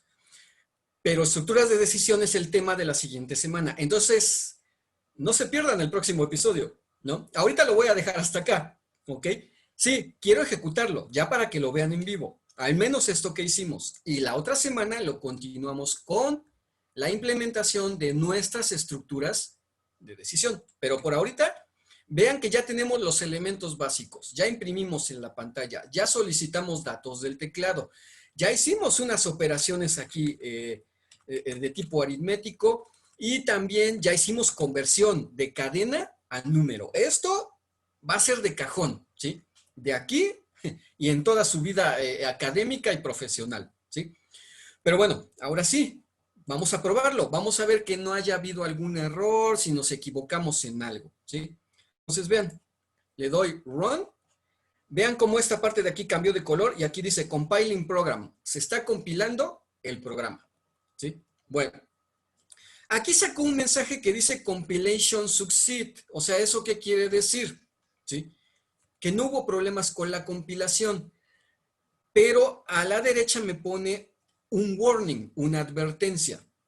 Ya más adelante vamos a platicar de eso, ¿sí? De los warnings. Los warnings no son errores. Son nada más como ciertas notitas que hace el compilador, ¿no? Como para poner atención y decir, oye, ten cuidado con esto, a lo mejor algo podría pasar después, ¿no?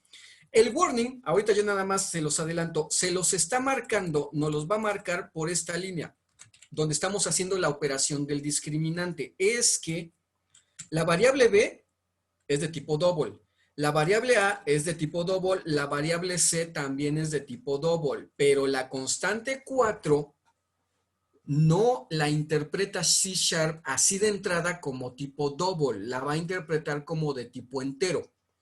Entonces, a los lenguajes de programación en general no les gusta cuando revolvemos tipos numéricos, ¿sí?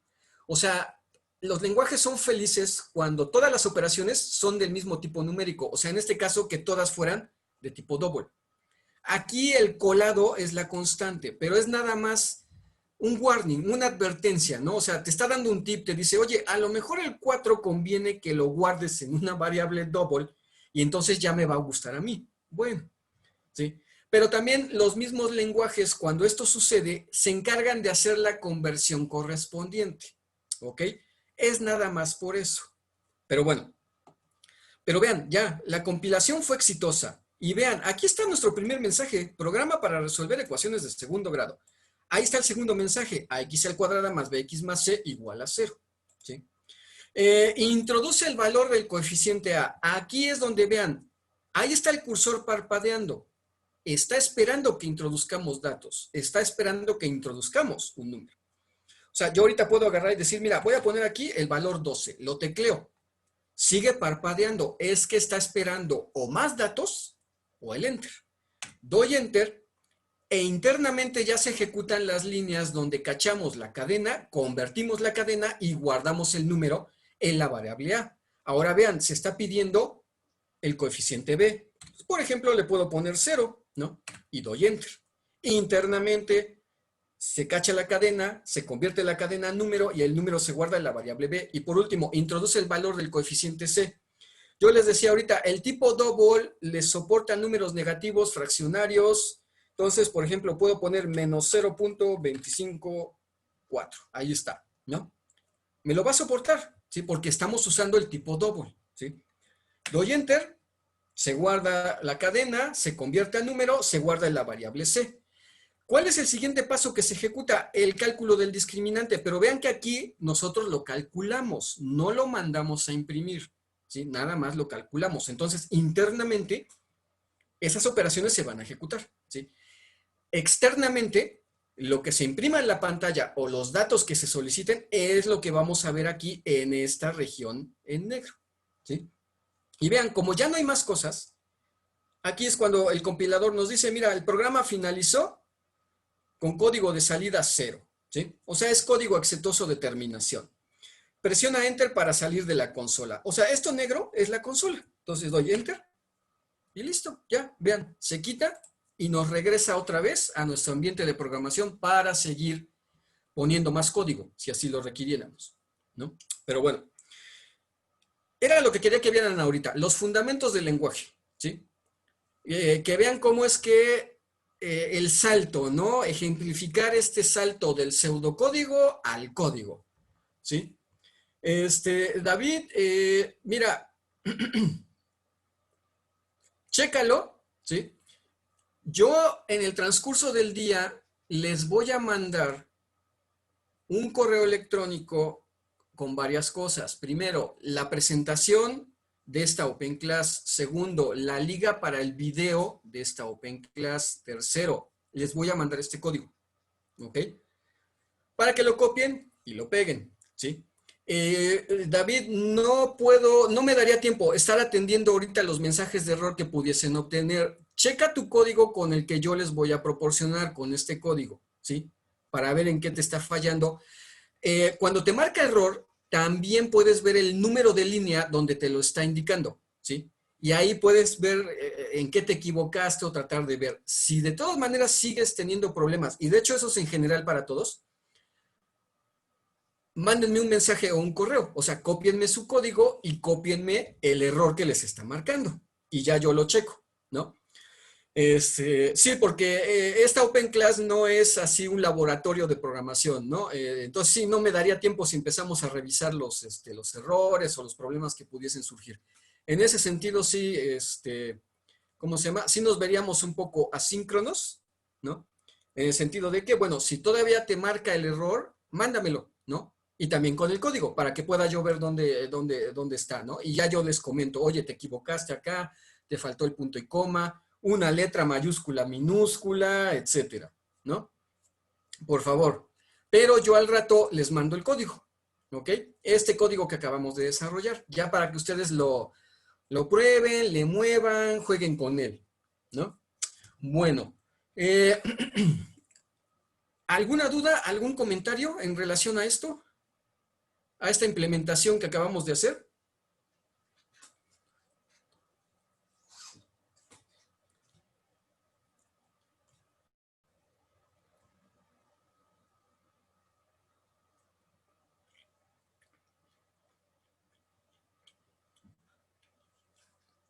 Bueno.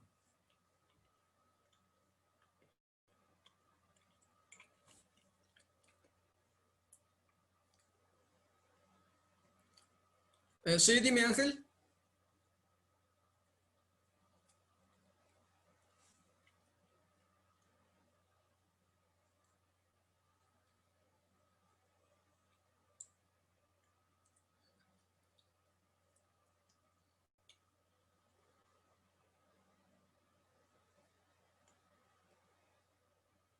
Bueno, a ver, Ángel, permíteme tantito. Mejor, ¿sabes qué? Paso a los recordatorios, los avisos, ¿sí? Y ya, ya platicamos, ¿no?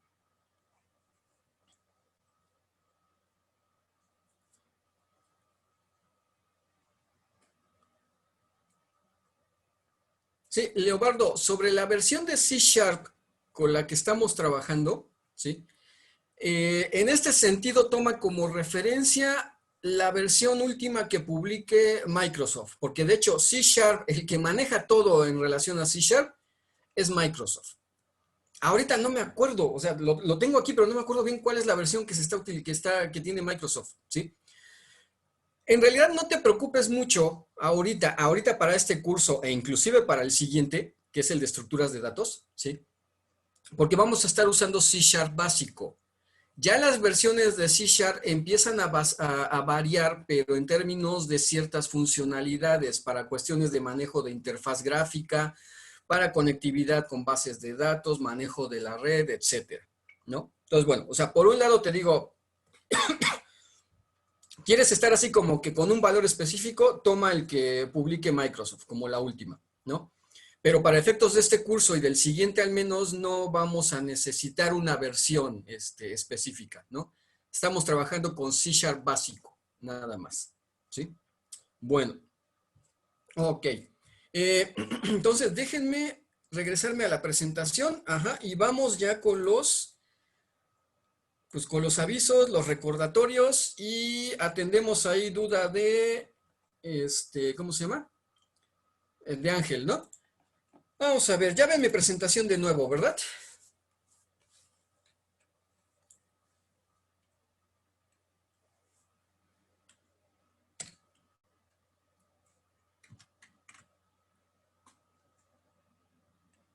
¿Sí? ¿Sí ven mi presentación? Ok, bueno.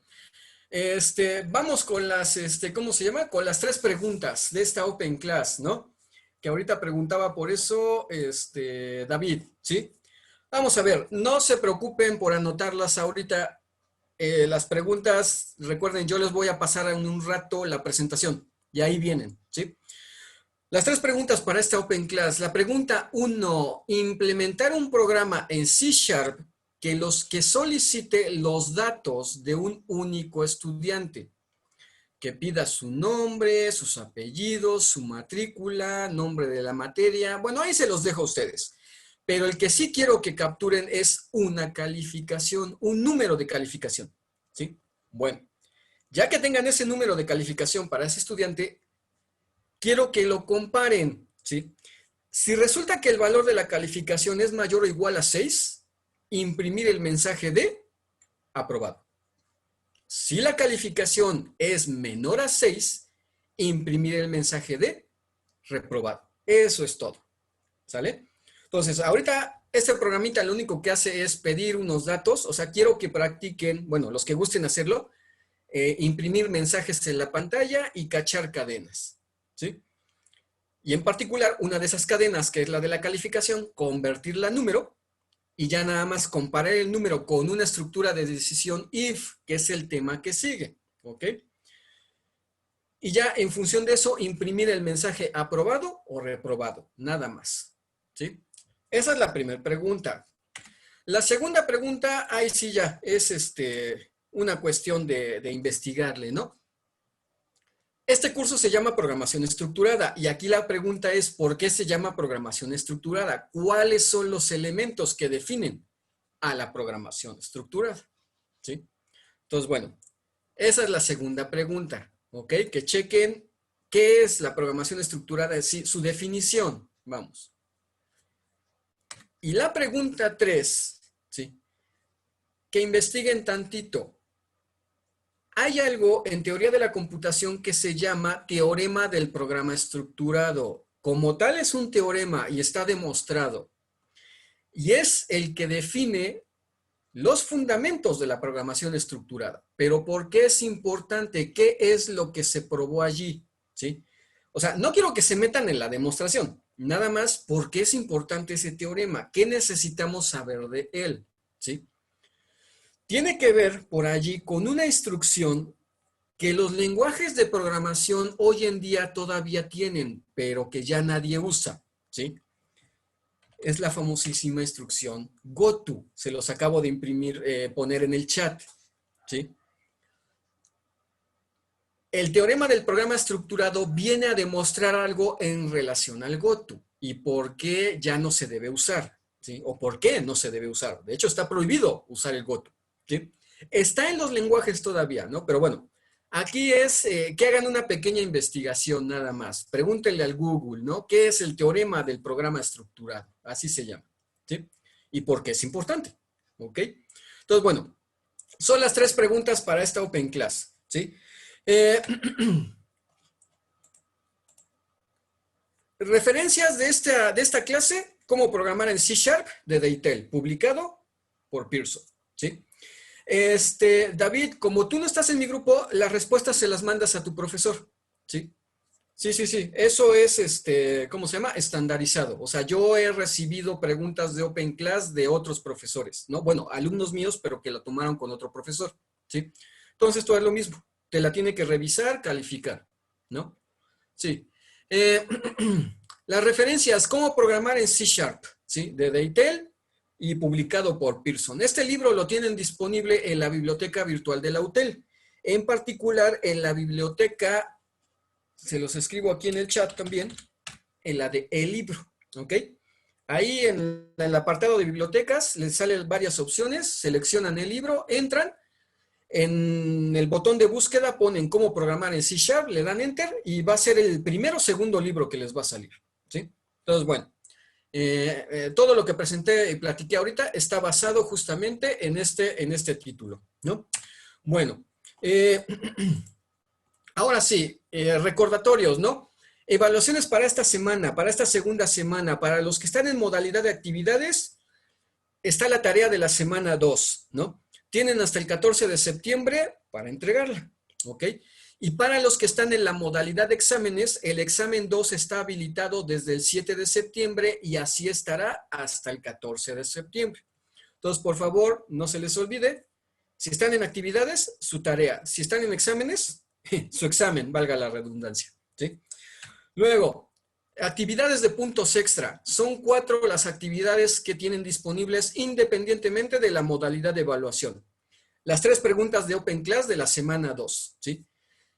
Las evidencias de aprendizaje de la semana 2, que ya están ahí disponibles en el foro de consultas y comentarios para que las descarguen.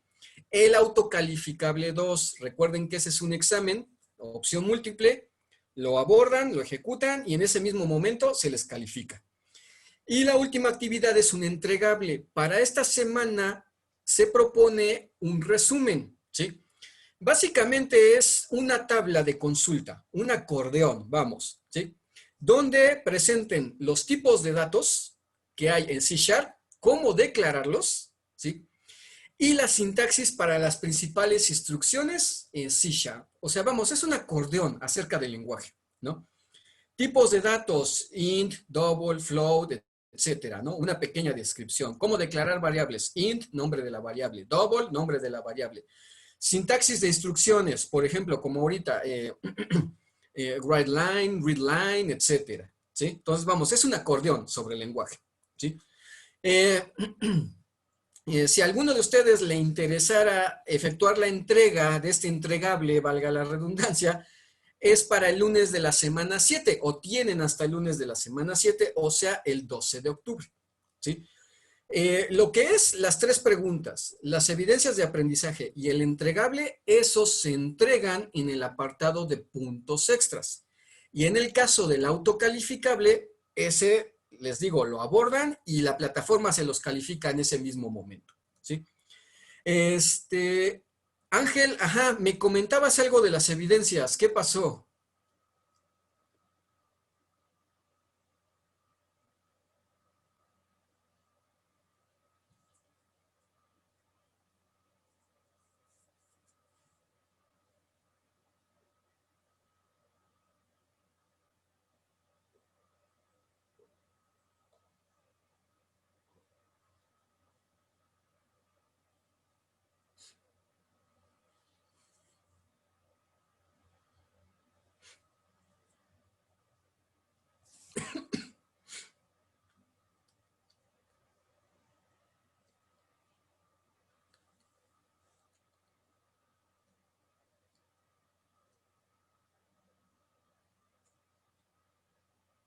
Ángel, ¿todavía estás allí?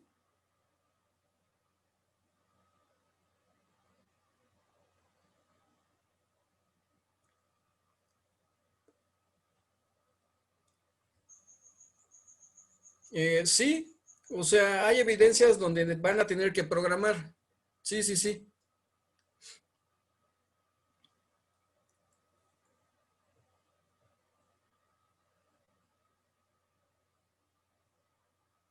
No, sí, está en lo correcto. ¿Sí? Sí, aquí lo importante, Ángel, es que el código que tú proporciones cumpla con lo que se está solicitando en la consigna. ¿Sí? Sí, eso es lo importante, nada más. ¿Sí? De hecho, la tarea de esta semana también es un código, nada más, el que tienen que hacer, la tarea, ¿no? Bueno, en el caso de los que están por modalidad de actividades, ¿ok? Bueno, entonces, igual, si tienen actividades de puntos extra de la semana pasada y no las han entregado, no hay problema, entréguenlas, ¿sí? Yo sin ningún problema se las recibo, se las reviso, se las califico y se las retroalimento, ¿no? O sea, por ese lado no tienen que ir a la par, ¿ok? Pueden entregar actividades de puntos extras de semanas pasadas. Bueno, actividades de formación profesional, ahí recordarles que estas son actividades voluntarias, no son puntos extras, ¿sí? O sea, la calificación que se asigne a estas actividades va directa, ¿sí? Hasta luego, Leobardo. Buen día. Nos vemos. Estamos en contacto. Las actividades de formación profesional, lo que se califique va directo a su calificación, ¿sí? Entonces, bueno, aquí ya nada más rapidísimo. Son 3 las actividades: la creación de un video, exposición virtual y la participación activa. En el caso de exposición virtual y participación activa, involucran pues una presentación en una Open Class usando el micrófono, haciendo una exposición ya sea de la clase de la Open Class o bien de un caso, ¿no? Y bueno, también atender preguntas y comentarios de sus compañeros. Ya les había platicado de estas en un correo que les mandé, también les recordé, ¿sí? Aquí el único aviso es que si piensan, si quieren participar en esta actividad en formación profesional, mándenme primero un correo electrónico, ¿sí? Es el primer paso. Mándenme un correo o un mensaje, ¿sí? Para que yo les dé más información, nos pongamos de acuerdo, porque hay que definir una Open Class específica para eso, ¿sí? Y bueno, ya ustedes deciden si continúan o no, ¿sí? Bueno, eh, pues por mi parte es todo, ¿sí? Por el día de hoy. No sé si Ángel, David, Francisco, alguna pregunta, algún comentario.